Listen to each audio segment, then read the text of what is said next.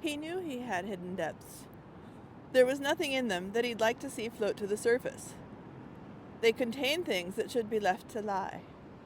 Now that's a quote from Terry Pratchett's Discworld. It's about Sam Vimes.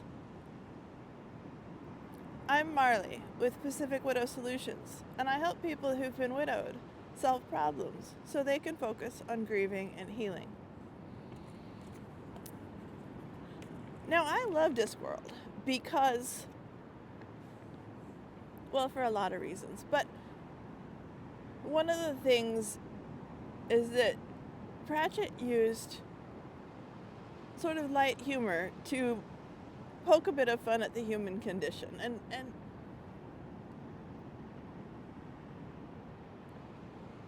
he sort of picked on a little bit of everything, so it doesn't bother me when he picks on me. But in that context, the context of the quote I just read, I felt like Sam when I heard it. I have hidden depths. I have things that I don't necessarily want people to see. And so it's nice to see that in fiction, that some of my experience is reflected. It was, written before I became aware of it, and obviously. But I like entertainment that makes me feel a little less alone. I also like really funny entertainment. I know a lot of people appreciate comfort shows, and if that works for you, that's great. I don't actually have comfort shows. It doesn't work for me somehow. And I did want a little bit of amusement while I was trying to rest. So initially, I went to the next book in my current series, which I loved. He writes, this is a different series, he writes lovely books where all the problems are solved pretty quickly and everybody's sort of pleasant. And I couldn't do it. I couldn't read it. And I was talking to someone in my book club about it, and he said, maybe you need something a little more bleak. And he was right. He recommended Cormac McCarthy's The Road, and I read that, and the starkness of it and the hardship really resonated with me. It was a good choice at the time.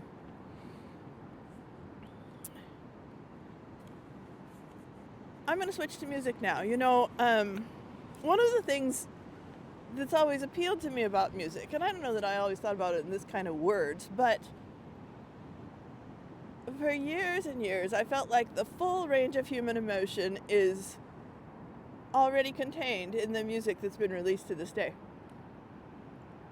And so when I was feeling my weirdest, there was a band I liked that was plenty weird, and it felt like, okay, maybe they feel the same way.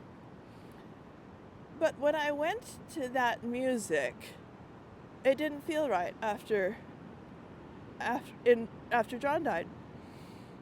And I started looking for other music that I could feel camaraderie with. And it was hard. I couldn't for a while find any. And I felt even more isolated than I already did. And it turns out you can search for musicians who have been widowed or whatever, and there's some music there. Most of it really doesn't appeal to me, and it's funny because I have a pretty wide range of choices. But the one song that really resonated was the Johnny Cash version of Hurt. And you can hear that he has been through some pain.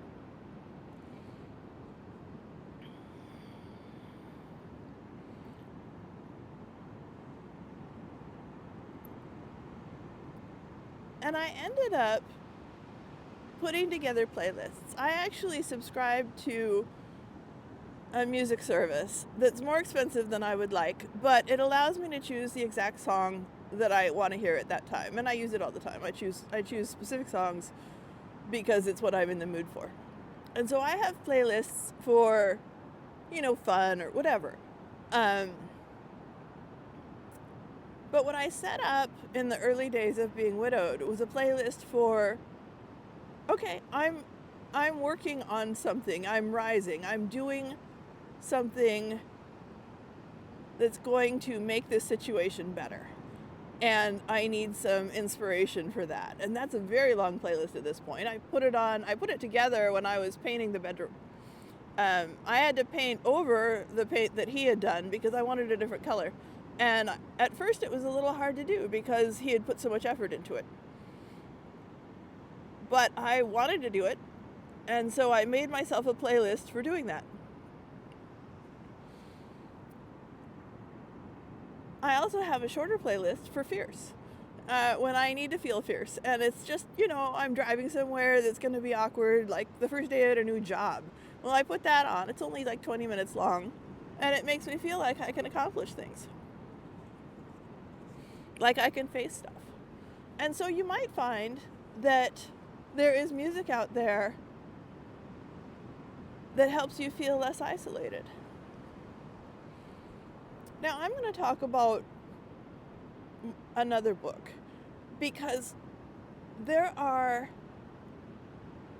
a lot of widows in fiction or widowed people that I don't like the representation. But the best one I've found, and I actually wrote to the author and told him this, and he was grateful. He responded, and it was clearly him, is Craig Johnson. Craig Johnson's the author. The book is one of the Longmire books, the Walt Longmire series. I don't remember exactly which book, but Walt is widowed,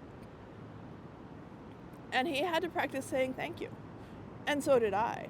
When someone, a stranger, told me they were sorry for my loss, my gut reaction was to say, I don't care.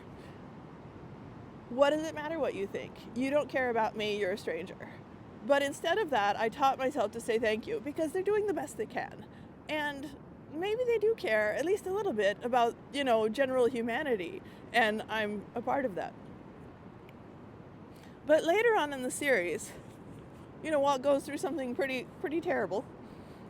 And it says, after any great challenge or crisis, the moment comes when your nerves stop twitching and you settle down to the new condition of things, because you feel that any possibility of fresh horrors is used up. I'm Marley with Pacific Widow Solutions. You can reach me on Instagram and YouTube, Pacific Widow Solutions, or my email, pacificwidowsolutions@gmail.com. Take care.